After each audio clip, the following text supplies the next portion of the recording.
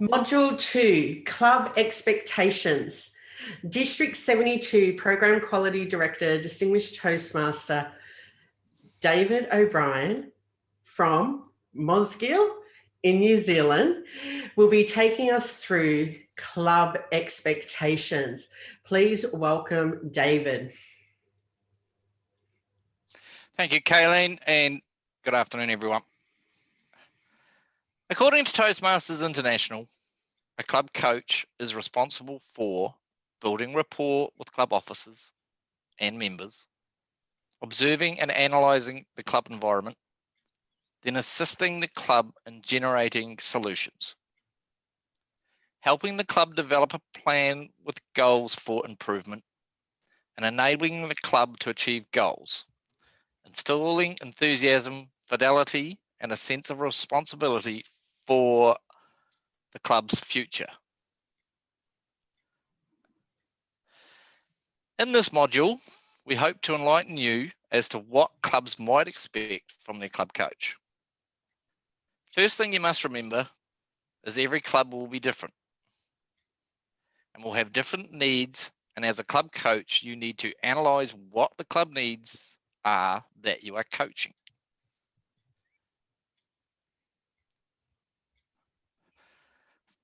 What do clubs expect? Clubs expect you to fix the club. Whether we like it or not, they have run out of ideas on how to fix the club. And for them, the club coach is the great saviour of the club. Some clubs will expect the club coach to become a member, but clubs need to be aware that this is up to the club coach as to whether they wish to join or not. It is not a requirement. Clubs expect you to have the answers to their problems. Clubs have usually lost their passion and vibrancy for Toastmasters and look to the club coach to bring that passion back.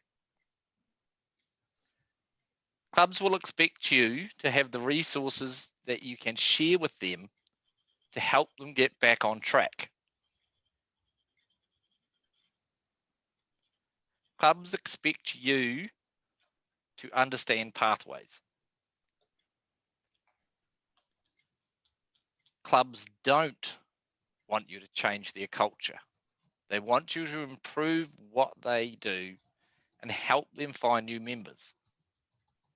Remember, the club coaches are not there to create a clone of their own club, but to guide the club being coached in its efforts to rebuild itself into a successful club.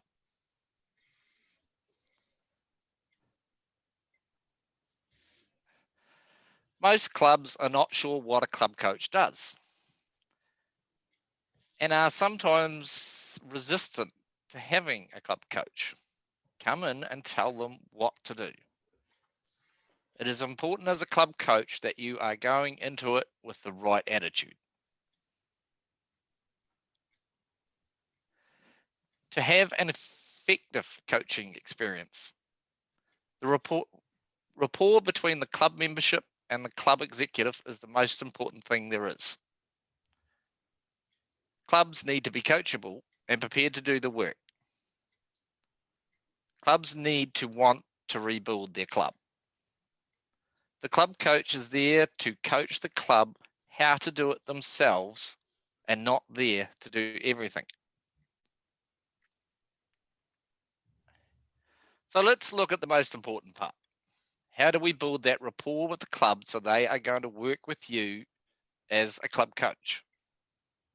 As I said, the club needs to be open to being coached and be prepared to make the necessary changes that need to be made.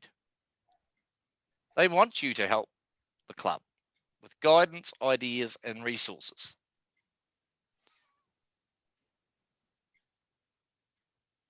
Club executives and members need to be aware the club coach is not there to take over and do everything to fix the club. This is not how an effective club coaching program works. An effective club coaching program teaches and guides the club executive and members to achieve change on their own.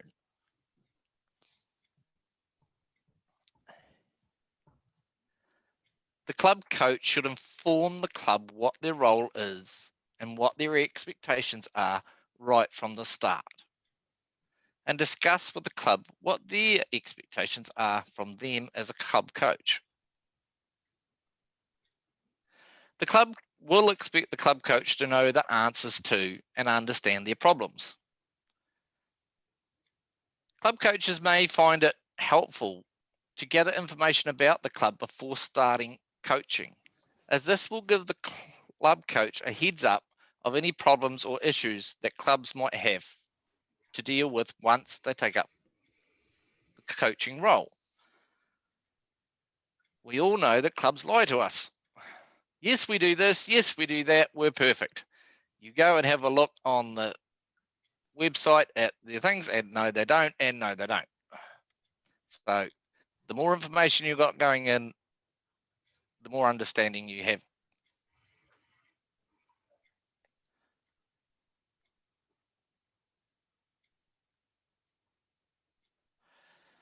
The clubs will expect the club coach not to rush it. They expect the club coach to take their time to understand the current culture in the club and analyze the club to see what needs to improve. I can tell you from personal experience, don't go in like a bull at a gate and try and change everything on the first meeting, because suddenly you're not looking for 5 new members, you're looking for 10, because 5 have gone, sod this, I'm out of here.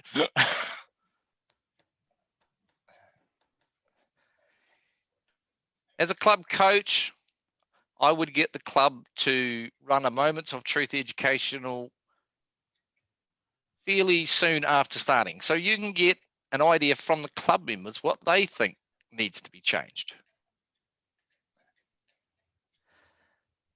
The club expects the club coach to be a friendly yet professional, or yet have a professional manner.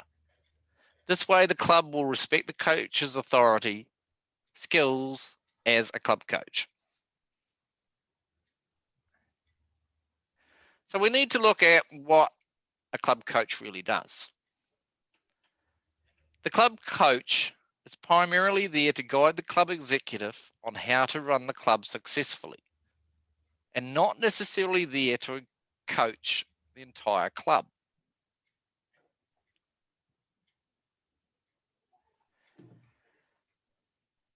An effective club coach will take their time before trying to change anything, spending time to analyze the problems and getting to know the membership. They build the rapport they will need to suggest which changes that can be implemented quickly and which ones are going to take more time to implement. An effective club coach will demonstrate what good leadership looks like, because many clubs that are struggling have forgotten or have never seen good leadership. And having a good role model that sets a high standard is important, as then the members of their club can strive to emulate the standard. As club coaches, we have access to resources that the club can use, for example, a template for rosters or cheat sheets for Toastmasters. The club coach may introduce these resources to the club so they can use it if they wish to. Teach the club to do the simple things well. Make sure that the club has name badges, guest packs, etc. Implement the simple things that can change the culture of the club quickly, and keep working on the items that will take time to fix, like better evaluations. You're not going to fix a club that has got poor evaluations overnight. It's going to take time doing the educationals and teaching them how to do it. Help to organise educational modules from the Better Speakers, Successful Club and Leader Excellence series of educationals, which are available from the Toastmasters International website. to help the membership upskill. Depending on the district best practices, club coaches be required to write a quarterly report for the club growth director, club coach chair, which shows how well the club is going and what still needs to happen. This allows the CGD to offer help from the district or to congratulate the club on its improvements. And this is an important part of being a club coach, is to tell the club that they are improving and to reward those improvements so that they feel better about themselves.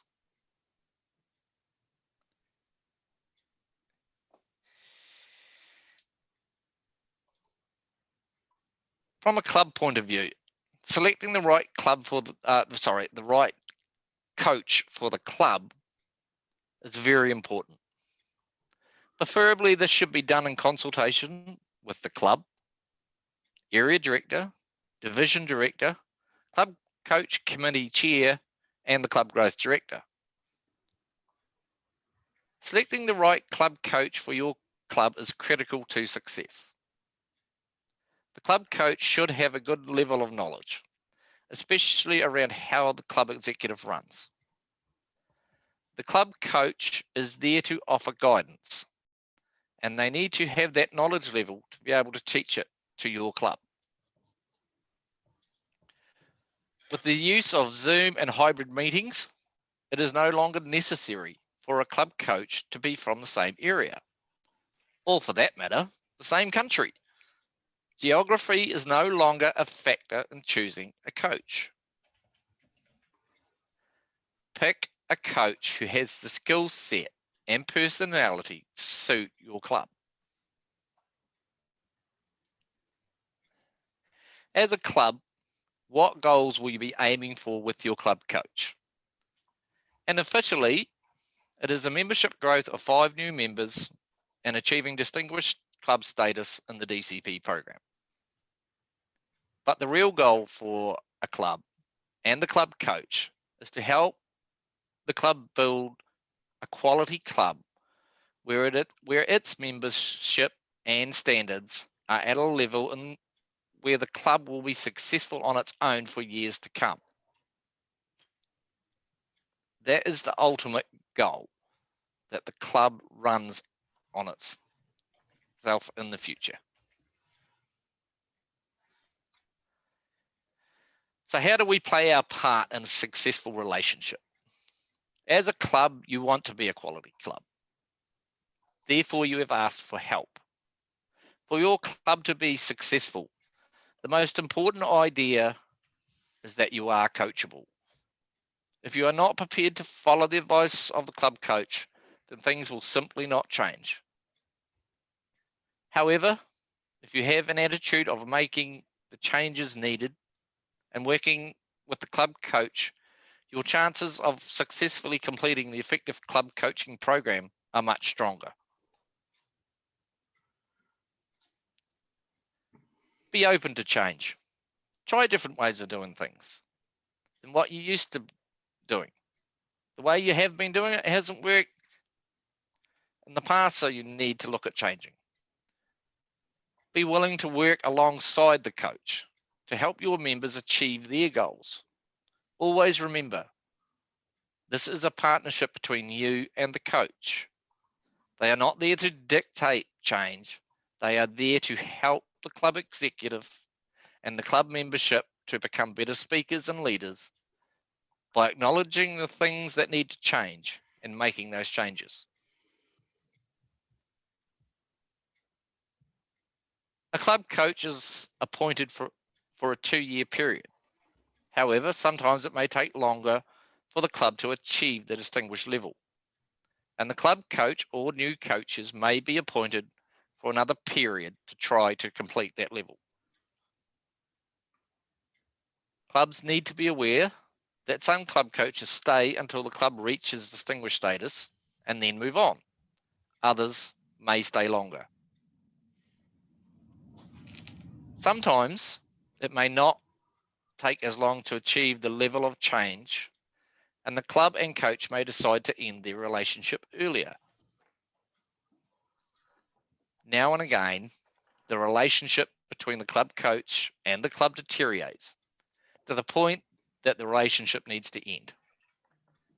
In these cases, it is best practice to contact either your area director, division director, club coach chair, or club growth director to discuss the matter. I noticed a very good quote in the chat today from Murray Coote. The ultimate goal of a club coach is to make yourself redundant. I will now open it up to questions.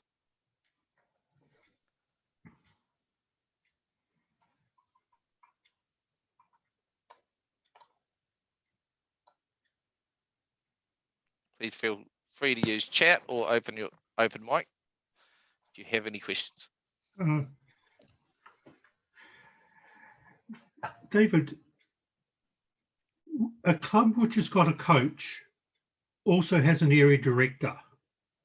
Can you talk a little bit about the optimum relationship between the club's area director and the club coach, assuming they're different people? Yes, thank you, Murray.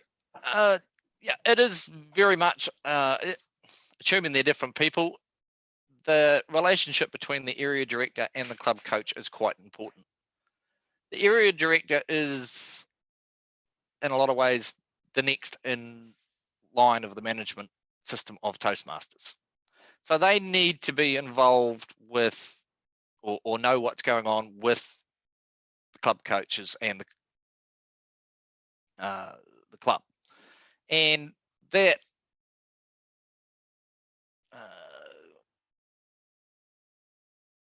relationship is very, very important because the area director can help the coach out by pulling in people from within the area, because the area director obviously is going into all those other clubs, so they can work with the other clubs in the area if the club coach needs help. And they are a very important link in the chain going through the management of the district.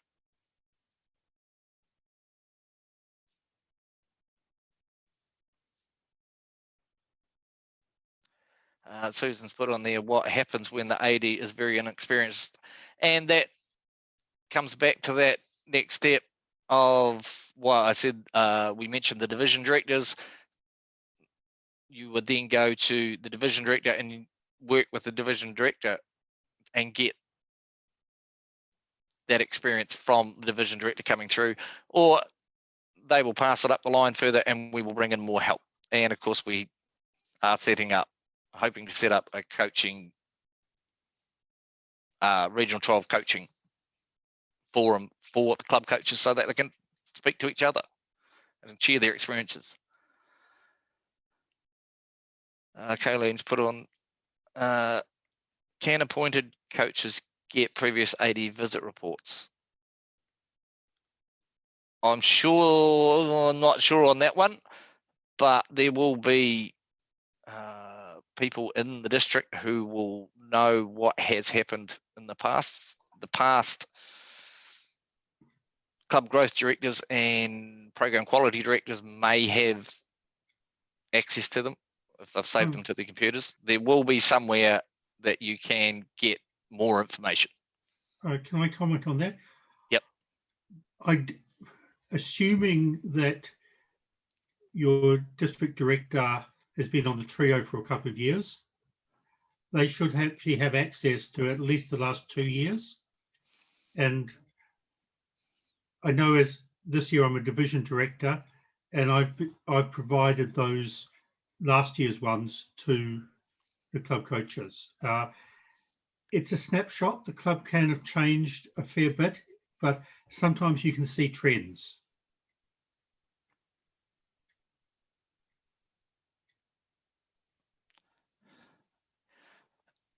So Kayleen has put on there, the club coach could ask the club for the visit reports from the club presidents. Hopefully the club presidents have kept those reports so that you can access them.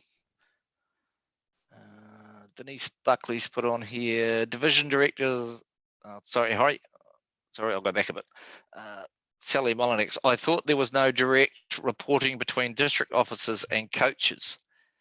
And I think that depends somewhat on your districts, but we're talking probably best practice rather than an official report, depending on your district. By sending those reports up, that means like so the trios, the area and division directors do actually know what's going on and they can offer help if need be. So I personally think when I was a club coach, I had to fill in a report and I found it very useful. And certainly the program quality director who I was required to send it to found it very useful because they could see what was happening and what was going on and what trainings we might be able to do from a district level that could help clubs like that.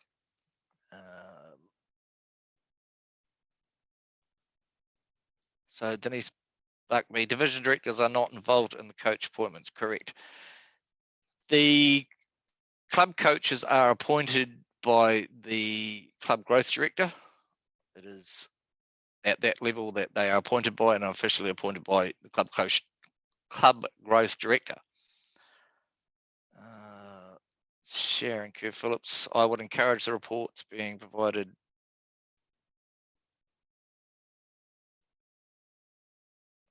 Yeah, that's a very good point that Sharon's got on there, that sometimes the area director that you're dealing with may not actually know what's happened in the previous reports. It may be, and as Murray said, it could have completely changed from when someone else has come in. David, we might go to Dallas if that's okay. She's got her hand up. Yep. Hello, thank you. Yeah, I'm currently a club coach and I found it just a bit confusing. There's a stipulation, I can't remember, is it supposed to have 3 existing members from the last 6 months, or is that to do with distinguished? I think it also has something to do with club coach and whether you achieve club coach for the DTM. And I found it a little bit confusing myself.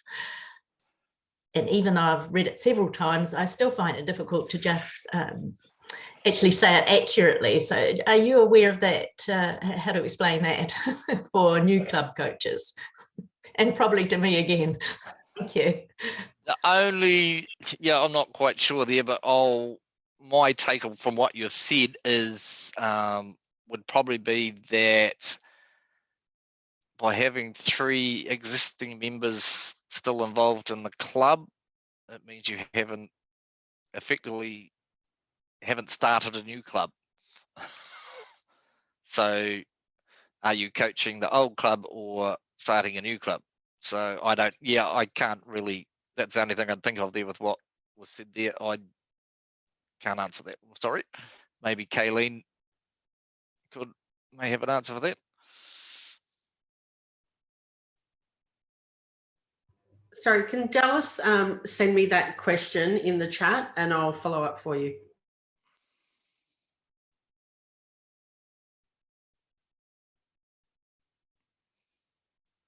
So we got Jim's got a question. Does the panel have any advice for the post-club coach blues? As in the coach is successful? Yes, I do. I have a very wonderful thing that will help you with the club coach blues, and that is we have more clubs that need new coaches. And if you've been a successful coach and you're missing it so much, why not coach another club? We are always looking for club coaches. So, David, that question wasn't about the coach suffering the blues. It was about the club suffering the blues once the coach has moved on. Oh, okay. Yeah. Well, hopefully the club coach and the club still have that rapport.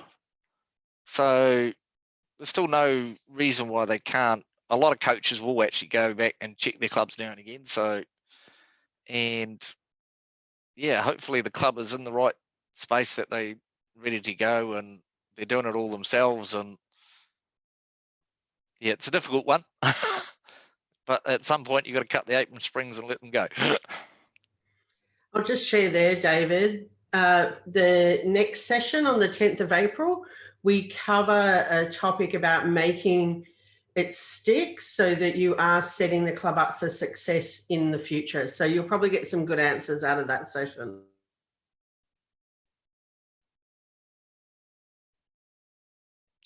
Yeah, so Melanie has a question here. When a club has fatigued execs and you feel they expect the coaches to take over some of their exec roles, what is the best way to support them? And I think Stephen mentioned it earlier in the first module. Go on as a secretary, and that gives you access to the base camp and all that, and so you can take over some of those. You can take some of that load off a little bit, and to help them out. But even if the idea of coaching is, even if you have execs that have been doing it for a while and repeating roles and all that, the idea is that as a club coach, you're going to try and grow that membership and grow those newer members to come forward into those leadership roles and to help run the club exec. So support them the best you can, but try not to take over and do it all yourself, because I made that mistake when I first started being a club coach, and it starts to wear you down. So getting the club to do the work that they need to do themselves is a much more effective way of coaching.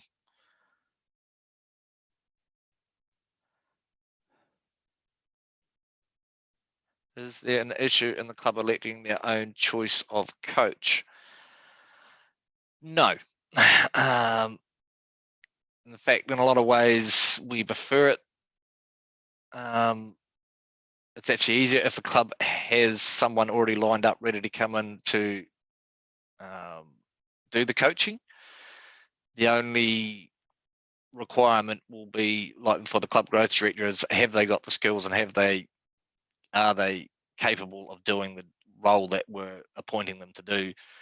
It's not just about this person needs a DTM and they're our friend, so we want to help them out. It is about finding the right coach for the right club to achieve the results that we want to achieve.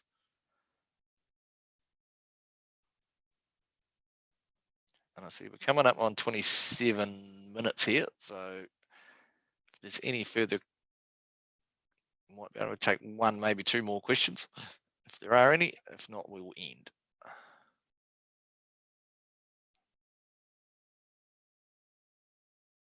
I don't see any more coming through. So as Murray said in the chat earlier, your job as a club coach is to make yourself redundant. And I wish you the best of luck in making yourselves redundant. Thank you, Karen. Thank you. Thank you very much, David. That was a fabulous session. What I take away from this session is that it's really important that the club is coachable. It's really important that the club wants to rebuild and they're also prepared to do the work. What also came out for me during this session and watching all the questions coming through in the chat in this session, the previous one, is we will as coaches face a lot of challenges when we're working with the clubs. And for you as a club coach, pause and reflect on what is happening and think about what questions that you can pose to the club to help them solve their problems. We as coaches don't always have to have the answers, but we need to have the questions to be able to help them unlock the answers as well. Also, during that session, David mentioned about coach peer groups. Some districts have them. We're also considering region-wide having some peer groups as well.